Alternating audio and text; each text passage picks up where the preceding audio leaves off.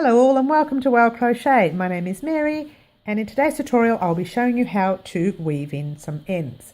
Now some lovely fan of mine has brought it to my attention that every time I do a project with you guys I say I'm going to sew in those ends and I'll show you how to do them at the end, and yours truly always forgets. So here I am to show you how I do them. Okay, now this is a corner to corner swatch which I have a tutorial here on YouTube. You can go and check that out. And then I have a separate tutorial for the border, okay? And this one here is just a little square for a blanket I'm working on at the moment, which I might show off when it's done. Now, you can use, obviously you'll need a pair of scissors, yes. You can use either a darning needle, which looks, and I'll give you a close-up of it, pretty much, oh, this is not working for me, let's try it again, that's better. Pretty much like that. See how it's got a little flick on the end? Okay, that's a darning needle. So what it does is it weaves in and out of actual stitches.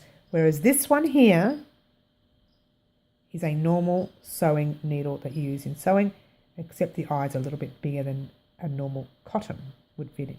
More for wool, but thinner wool because that's really small. Okay, so what we're going to do, and I'll bring that out again, we'll start on this one here. Now this one here I like to start on only because I have a thinner needle and this yarn's a little bit thinner to work with, okay? So I will show you how we're going to thread that eye. Now I always have a lot of trouble threading these eyes, so let's hope it works the first time. We'll see.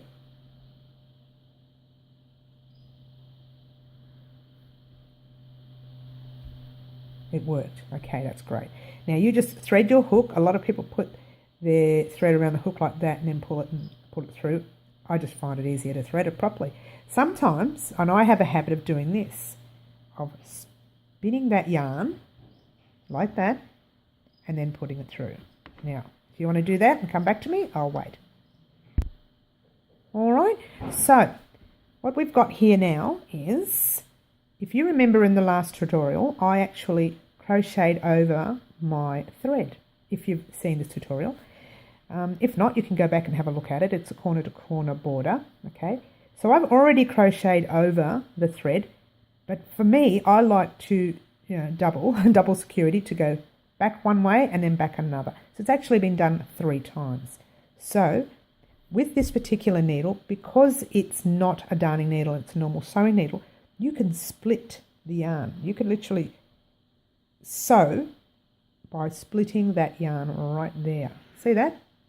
Okay, so go through there, give it a tug, and make sure, because it's different colours, you don't want it to be noticeable, make sure it's not, you can't see it from there. All right, so we put it in, pull that through, that thread.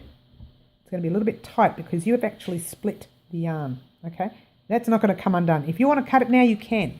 But I still do, for security, another split. And when you do it the next time, don't put it in the same gap, obviously, because it's going to come out. So just split the yarn somewhere else. Pull it through there. All right? And have a look. Make sure it's not, you can't see the needle. All right? And just pull it through. And that's how I do the sewing part of it. Okay? And then you can just give that a snip as close as you want, and this is the reason why I like these scissors, because they're great. Okay, this is not working, they're blurry. Okay, there you go. All right, so that thread, that's not going to come out, even the moths won't get into that. All right, that's that one. Now we have the darning one, which we're almost finished here. So with the darning one, that's just a weaving in and out of stitches rather than splitting them. The stitches, it's just weaving in and out. Okay, what I'm going to do is give that a cut because this yarn has split a little bit. All right, so you're going to thread your eye. Okay, now thread your needle, that is.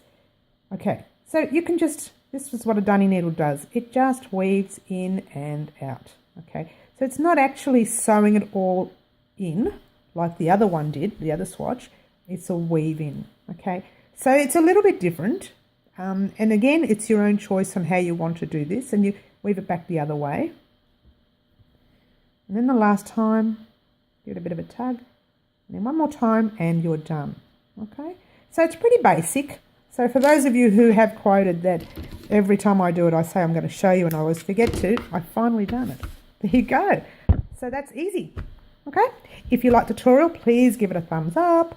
Don't forget to hit the subscribe button, that little bell button. If you want to also leave a comment in the comment section, go ahead and visit my Etsy and madeit.com.au stores, and ciao for now. Happy crocheting to you.